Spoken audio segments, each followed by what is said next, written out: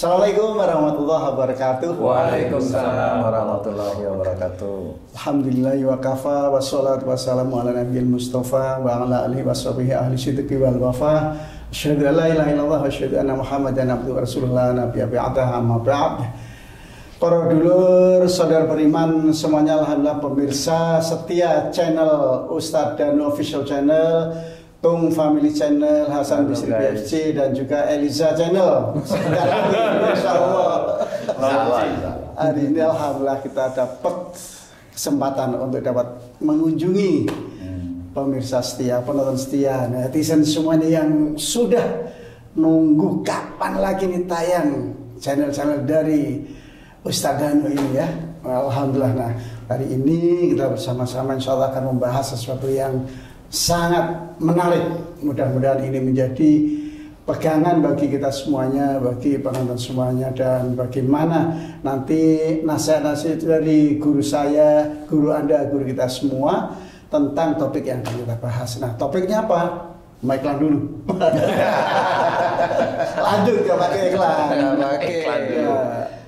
Sahabat beriman semuanya, insya Allah kita akhir-akhir ini mendengar bahwa ada sesuatu yang viral yang muncul di Semarang. Kasus ini sebenarnya sudah menjadi gunung es dari 30 tahun yang lalu sudah ada. Tapi kemudian memanas kembali ketika ada seorang yang mengaku sebagai konsel pernikahan beda agama. Dan kemudian mencuat ramai karena kebetulan ini ada perempuan yang berjilbab, kemudian laki-lakinya pakai jas, dan ada pemberkatan, dan sebelumnya ada akad.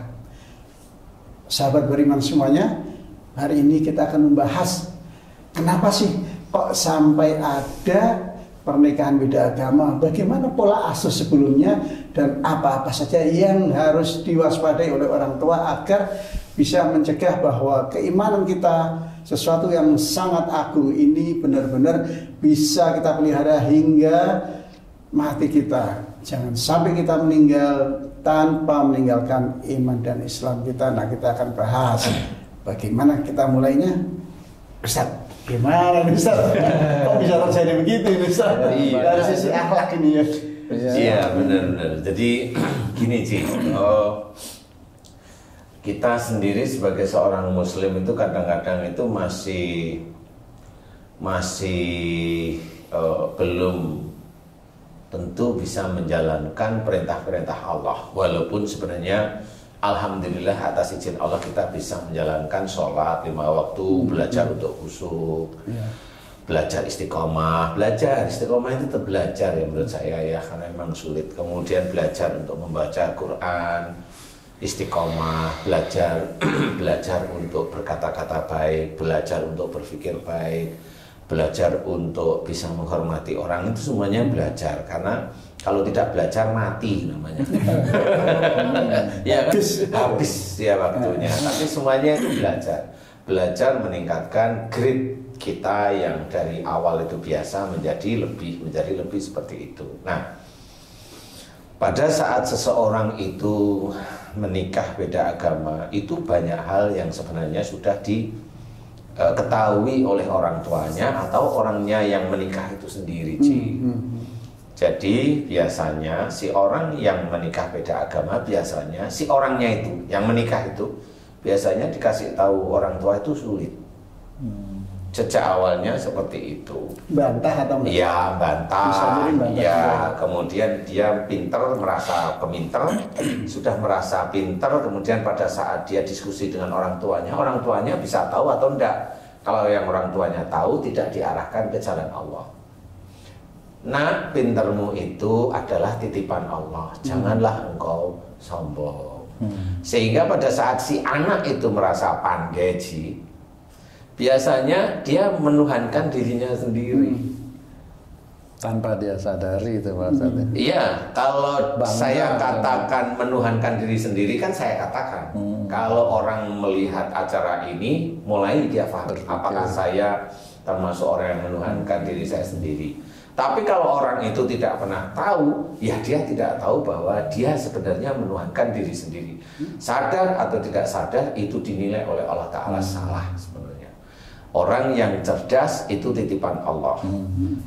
Orang yang dari dulu itu tidak punya, kemudian menjadi punya, itu titipan Allah. Titipan Allah nggak cuma hartanya aja.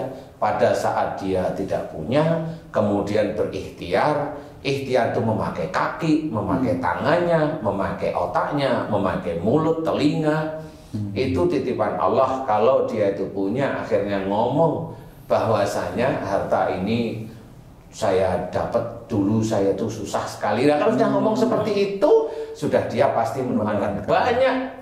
Dirinya itu merasa Tuhan dari cerita itu. Nah, orang-orang seperti itu insya Allah jauh dari bau surga, kata para ulama, bukan kata saya ya. Kalau saya ya pasti masuk neraka aja. Karena memang seperti itu harus diingatkan. Nah, orang-orang, saya menceritakan orang-orang Islam ya, karena orang-orang non-Muslim saya nggak pernah membahas. Kenapa? Sudah, memang dia itu besok dapatnya apa kan kita nggak tahu, jadi nggak perlu dibahas lah. Ini untuk orang-orang yang ingin mendekatkan dirinya pada Allah Ta'ala dengan ketakwaan semampunya ya, semampunya itu terus belajar. Ya, ini harus diketahui bahwa si anak itu sebenarnya sejak kecil itu sudah kelihatan, anak ini memang kelihatan pandai, atau anak ini memang kelihatan agak berontak dengan orang tuanya. Nah, pemberontakan dengan orang tua yang terus-menerus ini pasti nanti akidahnya juga akan dibelokkan. Bukan Allah yang membelokkan, dia akan menghadapi ujian yang akhirnya menjadikan dia itu belok. Ujian sebenarnya, tapi akhirnya menjadikan belok. Umpamanya ada orang nih, cewek nih, bilang saya itu punya kriteria untuk saya menikah laki-laki, laki-laki itu harus punya nilai 100 di saya.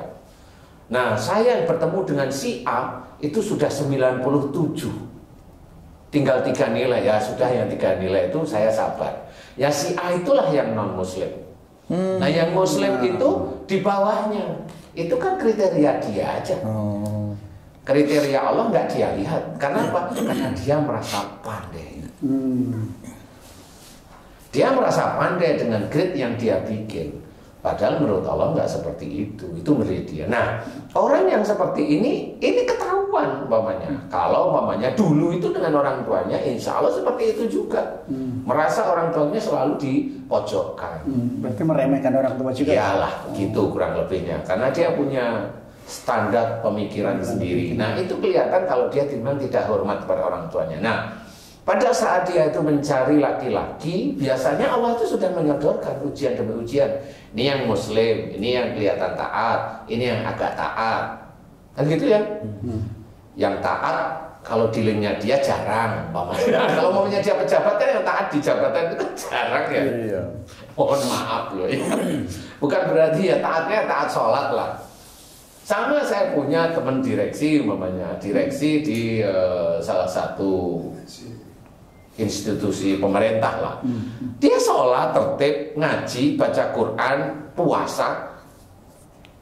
Tetapi dia selalu dapat bonus dari pekerjaannya ya. Bonusnya ya dari sampingnya. Padahal dia ya sholat. Gimana mau cerita apa sekarang kan gitu ya. Jadi intinya adalah biasanya orang-orang di kelihatan jabatannya dia tinggi malah bisa merusak. Karena dia menggunakan jabatan itu untuk menumpuk masalah duniawinya. Nah, di sini sama. Pada saat kenapa anak saya itu seperti itu? Nah, ini ujian bagi orang tuanya. Anak dan istri itu ujian bagi seorang suami atau seorang ayah sebenarnya. Itu ujian ya. Jadi fitnah bagi si pemimpin ini sendiri. Nah, kenapa itu ujian? Jika pemimpin ini memang dia itu agamanya cukup lumayan bagus, dia pun belum tahu istrinya kayak apa. Walaupun kelihatannya sholat, tapi memang tidak tahu nih. Nah, pada saat ini menjadi suami istri, dia akan menurunkan genetik dari dia dan genetik dari istrinya. Nah, kalau seseorang yang dilihat agama, biasanya yang dilihat itu hanya ilmu agamanya rata-rata. Kalau sudah kelihatan bagus, itu sudah dianggap agamanya bagus. Karena menurut saya belum. Ilmu agama itu harus diterapkan. Kalau dia punya ilmu agama tinggi, tetapi sehari-harinya itu yang merendahkan orang lain, ada ujub, ada ria, ada pamer, itu tetap dia belum bisa sampai pada tatanan ya ketakwaan. Dia hanya baru sampai atas izin Allah Ta'ala di tatanan dia hafal ilmunya. Nah, orang tua juga begitu, pada saat anaknya itu mulai pintar, mulai ini, dia harus dijaga. Jangan anak yang pintar ini dibangga-banggai. Kebanyakan seperti Nah, itu. kebanyakan memang dibangga-banggain oleh orang tuanya, sehingga dia dengan tidak sadar menuhankan anaknya yang pintar. Wah, iya betul. Padahal dia sendiri harusnya tahu bahwa anak yang pandai itu izin Allah sebenarnya. Ujian dia, anak yang pandai itu ujian bagi orang tuanya. Nah, kadang-kadang dan sangat sering sekali orang muslim itu kalau anaknya pandai dibanggain. Kebanyakan seperti itu.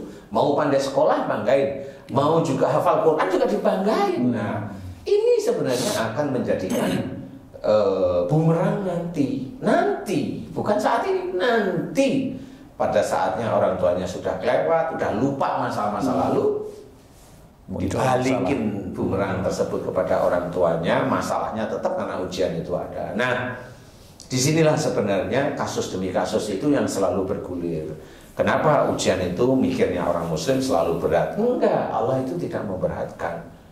Beban bagi orang-orang muslim itu enggak memberatkan. Cuma orang muslim sendiri, kita ini itu yang sebenarnya menjadikan berat dari langkah awal. Nggak mau diuji. Ya, jadi orang itu tidak mengejar akhirat, Ji. Rata-rata orang itu mengejar duniawi. Mau kaya duniawi. Kalau dia tidak bisa kaya, larinya ke orang pintar atau ke kiai dalam tanda petik ya. Saya pengen kaya, yai Ustadz gimana caranya baca ini, puasa ini. Begitu caranya.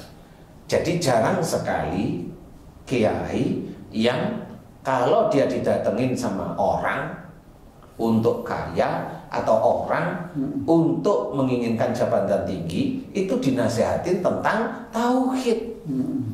Rata-rata baca ini, amalin ini, habis tahajud, amalin ini, itu. Jadi malah ngajari dunia. Lah itulah yang akhirnya menjadikan tauhid itu rusak sebenarnya. Rusak dengan yang seperti itu. Harusnya dikasih tahu kalau kamu ingin betul-betul apa jabatan kamu menjadi berkah. Dekatkan dirimu sama Allah Ta'ala, dekatkan dirimu. Jadi jangan kamu amalkan ini, bukan itu. Kalau ngamalin ini berarti kamu tujuannya betul-betul dunia. Tapi kalau dekatkan dirimu pada Allah Ta'ala, nah nanti Allah yang akan membimbing, memberikan petunjuk mau jadi atau enggak. Gitu. Ustaz, maaf ini saya potong. Yeah. Kembali ke tadi Ustaz menyinggung soal genetika akhlak ya. Nah, kembali kepada kasus tadi, apakah orang tuanya si anak tadi juga menerima akhlak yang kurang baik dari orang tuanya lagi, artinya dari si kakek neneknya si anak itu? Bisa saja si orang tua tersebut. Nah, satu tadi sempat saya sebutkan, pada saat anaknya pintar itu dia bangga.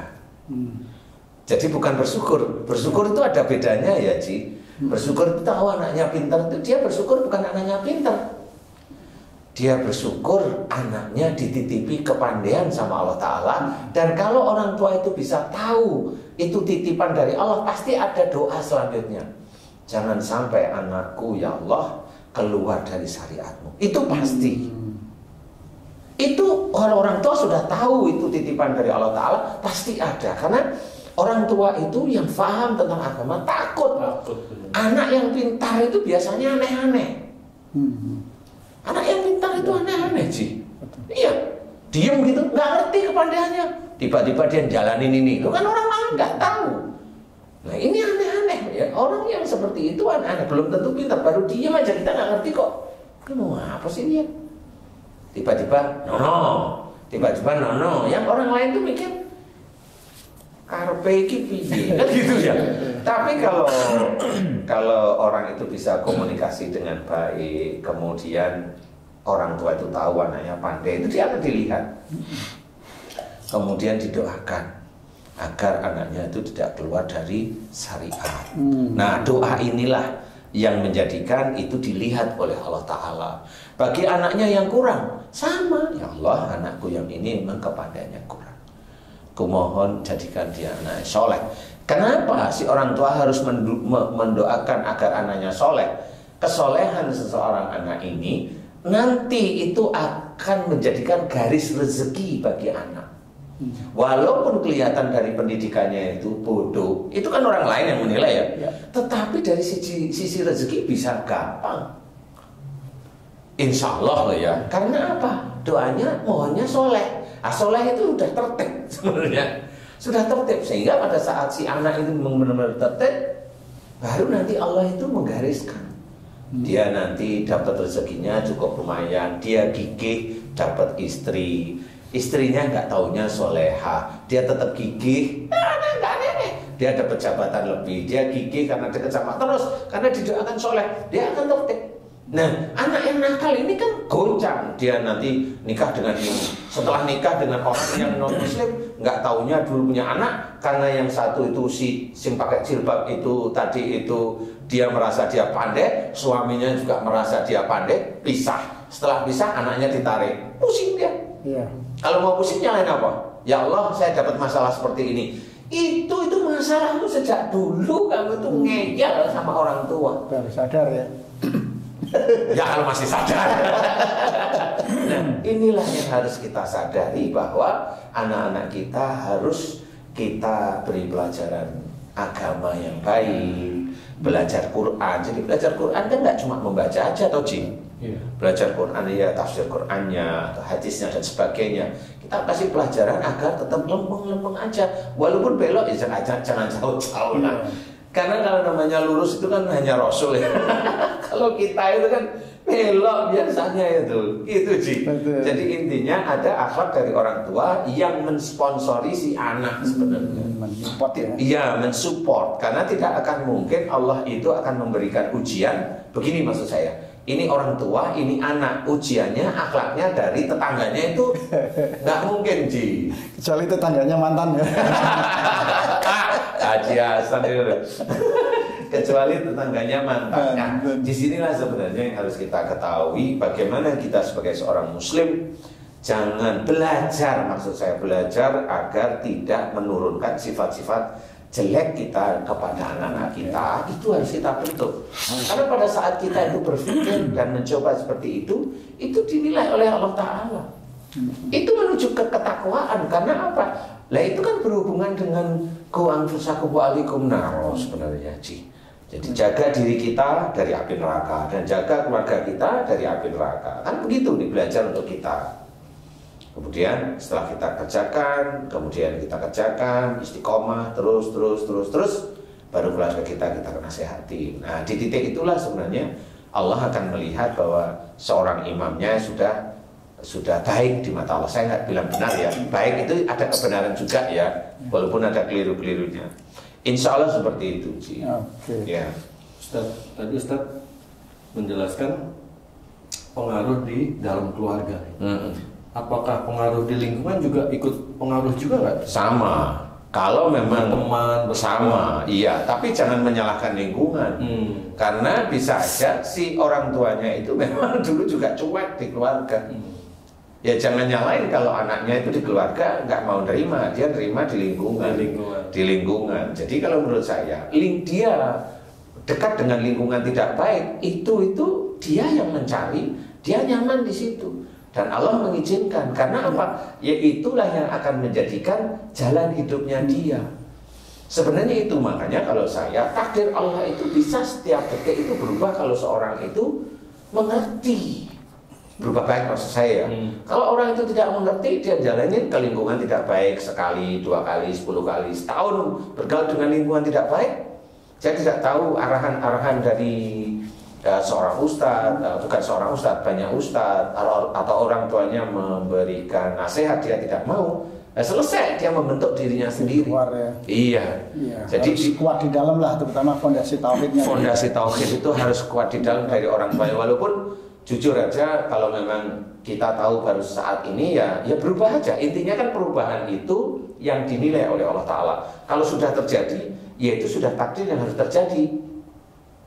Nah, kalau kita memang mau merubah, ya harus dirubah. Ya harus merubah. Nah, itu sudah dijelaskan. Innallaha la yughayyiru ma biqaumin hatta yughayyiru ma bi anfusihim. Itu kan sudah jelas. Jadi apa namanya, kalau memang kita akan merubah takdir yang dulunya kurang enak, tidak baik menjadi takdir baik, ya harus berubah. Nah, berubahnya itu harus menuju ke arah ketakwaan, harus menuju syariat, harus menuju akidah, harus menuju akhlak yang baik. Di titik-titik itu nanti Allah akan berubah. Bukan mengamalkan sesuatu, bukan, itu tidak menuju pada Allah Ta'ala. Seperti itu Pak Ustadz. Saya baca di Quran itu ya, saya tidak hafal nih, tapi di surat Al-Maidah itu disebutkan kita laki-laki itu boleh menikahi wanita ahli kitab, yang penting membayar mas kawin. Nah itu maksudnya apakah boleh menikah dalam dua Beda itu atau bagaimana? Bagaimana sebenarnya itu Pak Ustadz? Jadi Quran itu memang sejak awal dijelaskan ahli kitab itu memang jalurnya betul-betul Nabi Isa. Jalurnya, dan itu adalah di zamannya Rasul, ya. Di zamannya Rasul memang pada saat itu penerus Nabi Isa adalah Rasul, penerus ya. Jadi Isa itu sebenarnya Islam. Ya. Isa itu sebenarnya Islam sebenarnya. Tapi akhirnya dibelokkan oleh banyak orang yang menjadi belok istilahnya. Nah, ahli kitab itu maksudnya Allah itu kitabullah sebenarnya. Jadi bukan kitabnya mereka, ada bedanya. Yang belum dirubah-rubah ya. Nah, pinter nih ya, jadi Zazan nih, yang belum dirubah sebenarnya. Jadi harus hati-hati menafsirkan ayat ini. Jadi yang belum dirubah Ji sebenarnya boleh, boleh loh ya. Boleh itu dalam arti saya mau menikah dengan itu boleh nggak? Boleh, boleh loh ini. Boleh berarti belum menikah ini. Belum menikah sebenarnya. Jadi hati-hati. Boleh ini belum menikah.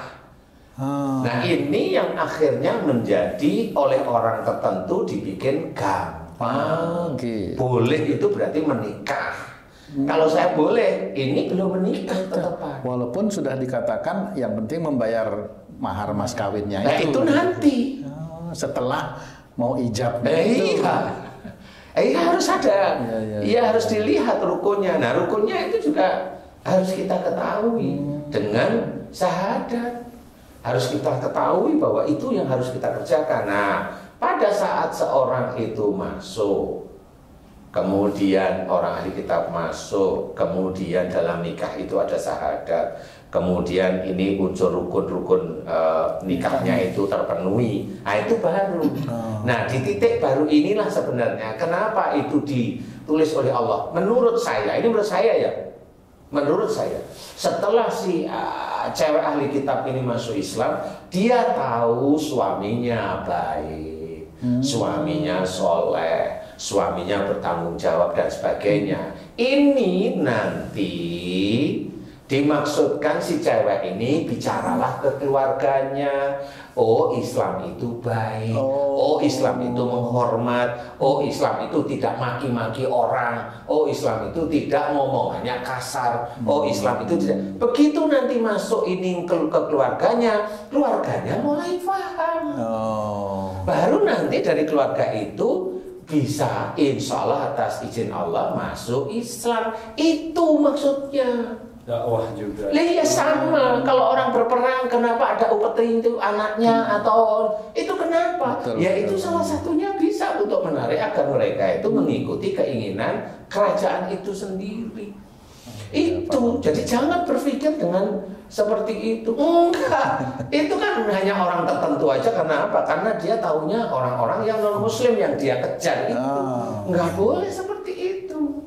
Jadi mengutamakan nafsu dia. Nah, itu kan nafsunya, bukan syariatnya. Kalau syariat yang nggak bisa, harus berpikir normal, tenangin otak, berpikir agar tidak salah di hadapan Allah, agar tidak salah di hadapan Allah Ta'ala. Kan seperti itu.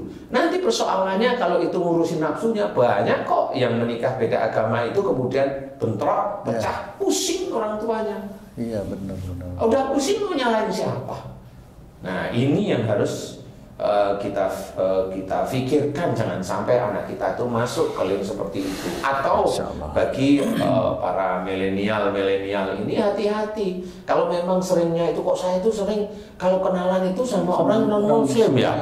Nah itu perbaiki, berarti kamu dengan orang tua insya Allah bisa aja memang ada persoalan dulu sejak dulu. Atau ada sumpah, saya tidak ingin menikah kecuali orang tua saya bahagia umpamanya. Nggak boleh seperti itu, karena nggak taunya orang tuanya itu bahagia kalau dia nikah. Lah dia mikir orang tua bahagia itu kalau dikasih uang nggak ketemu. Lah sampai dia tua ya nggak bisa seperti itu, karena dia bersumpah. Jangan sumpah seperti itu tuh jangan. Nah, banyak hal yang sebenarnya bisa kita ketahui lewat itu. Makanya harus hati-hati. Seorang muslim yang belajar taat pada Allah Ta'ala, itu harus kita sadari bagaimana Allah itu mengingatkan wazkurullaha katsiran la'allakum tuflihun. Itu ayat yang begitu pendek di dalam surat Jum'ah itu bisa kita artikan. Dan banyak-banyaklah mengingat Allah agar kamu beruntung. Nah, banyak mengingat Allah itu bukan hanya zikrullah saja, enggak. Mengingat dalam semua tindakan itu mengingat Allah. Oh ini salah, ini tidak boleh, jangan. Oh ini tidak boleh. Harus itu. Oh iya, anak saya pandai, berarti ini titipan dari Allah Ta'ala. Saya nggak boleh sombong, nggak boleh ujub, nggak boleh bangga-banggain. Itu sama. Kalau anak saya yang bodoh tidak boleh saya tekan-tekan, nggak boleh. Seperti itu. Nah, inilah ingat kepada Allah Ta'ala, ingat ayat-ayat Allah, ingat hadis-hadis sahih yang kita kerjakan setiap hari itu, ingat. Makanya Allah langsung berkata beruntung. Nah, kalau namanya beruntung itu bukan duniawi, harus diingat. Beruntung itu berarti Allah menjawab akhirat. Beruntung Allah itu pasti menjawabnya akhirat. Jadi kalau ingat setiap saatnya kepada Allah Ta'ala, insya Allah nanti di akhirat masuk surga. Bukan beruntung itu terus nanti kaya. Bukan. Kaya itu ujian, bukan beruntung.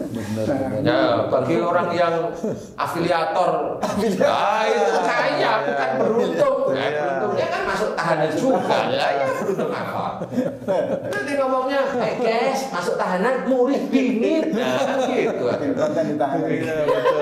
Iya, nggak bisa. Kaya beruntung itu jangan berpikir seperti itu. Kalau Allah dalam Quran itu menjawab beruntung, itu masuk surga.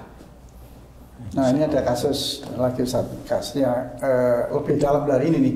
Ada yang perempuan masih muda, nikah muda lah ya, tapi sudah balik tetap sudah muda, kemudian cerai.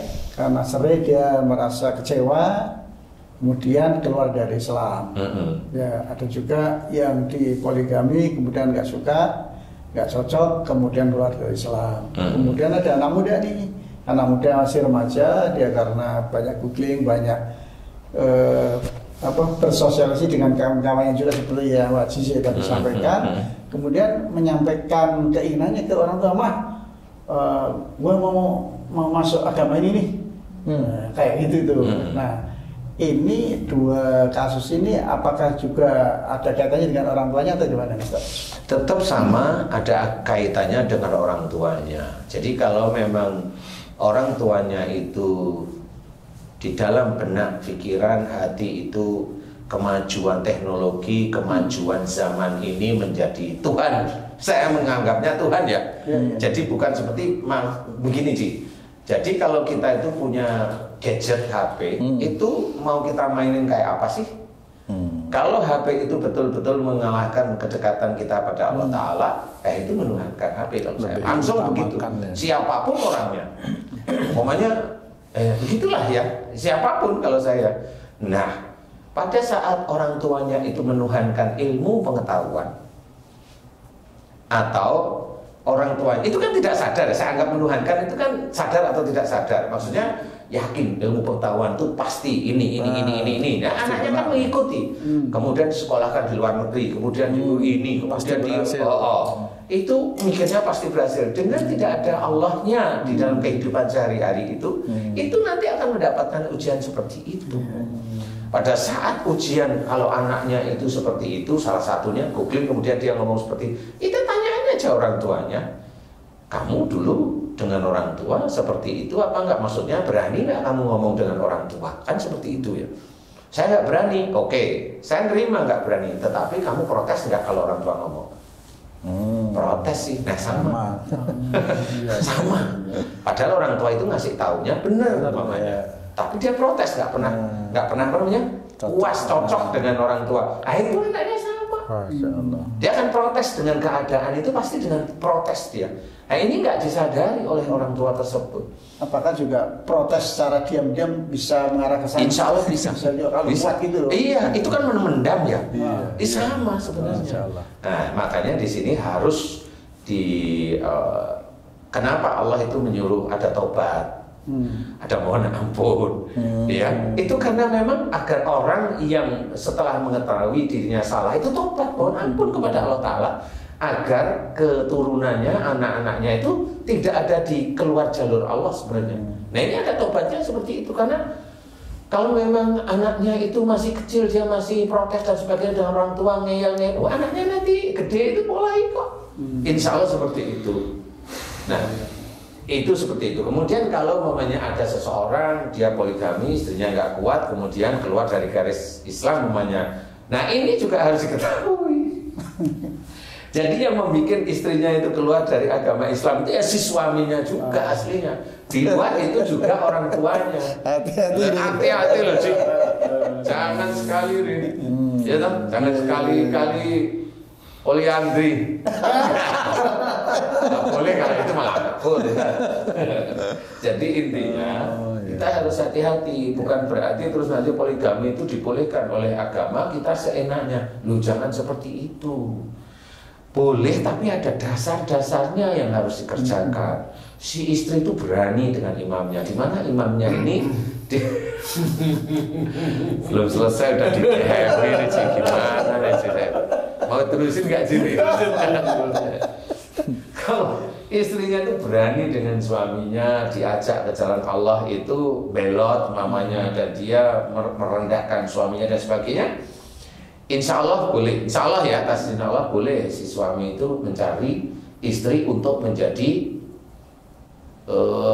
lawan dari istrinya, kompetitor. Iya, Kompetitor. kompetitor untuk dekat kepada Allah sebenarnya seperti itu. Jadi kalau memang istrinya baik ya jangan, kalau sayang kayak Hasan ini cinta itu banget itu ya.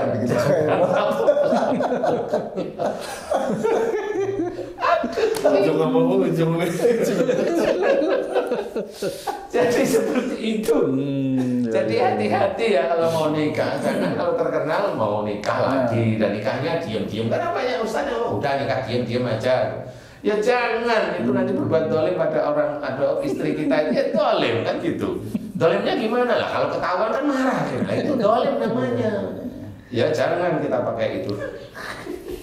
Kalau ini orang tuanya kerjanya misalnya sering triki-triki itu mungkin nggak bisa membuat anaknya juga akan keluar dari Islam. Bisa, tapi saya belum pernah mensurvei sih. Bisa, tapi persentasenya berapa saya belum pernah mensurvei ya. Karena kalau triki nanti dia dalam kehidupannya ekonominya triki juga. Dicari duitnya itu triki biasanya. Jadi dia iya trik. Sering ditipu seperti itu Pak Hasan. Ngetrik itu kan malah menipu. Nah, nantinya akan sering ditipu gitu. Nah, kalau itu kan kalau dia sudah mulai menipu, ya kalau dia ditipu ya normal aja, kan gitu ya. Jadi kalau momennya sering menipu, ada trading, ya akhirnya dia dihukum masuk penjara, lah itu ya normal aja kalau menurut saya. Nggak ada yang perlu diprihatinkan, itu nggak ada. Saya siap ya. Iya dia harus siap. Makanya banyak orang kaya loh di Indonesia ini sebenarnya. Karena tapi rendah hati. Rendah hati. Dia nggak mau pamer kekayaannya. Sebenarnya banyak di Indonesia. Contohnya Ustaz? Ya nggak ada contoh. Sebenarnya maunya biar nggak ketahuan KPK. Kan rendah hati. Tidak bayar pajak. Dia rendah hati jadi nggak dimuncul-munculkan maksudnya. Sembunyi-sembunyi. Jadi kekayaan itu dititipkan loh ke orang lain itu mahal. Pencucian. Bukan, biar di rekening dia itu nggak ada semua. Ada di rekening saudaranya. Pencucian. Itu bukan rendah hati namanya. Atau ada lagi nggak Atun sebelum kita tutup? Ya memang kan yang fenomena beberapa hari ini yang saya dengar yang seperti itu Pak Haji ya. Bahkan kan katanya mau dibuatkan undang-undang supaya perkawinan yang beda agama ini bisa disahkan seperti itu. Nah, itu kan memang menjadi menjadi polemik ya Pak Haji ya di masyarakat. Kalau mohon maaf saya potong. Kalau saya sih tidak ada polemik. Bagi orang Islam nikahlah dengan orang Islam, cukup.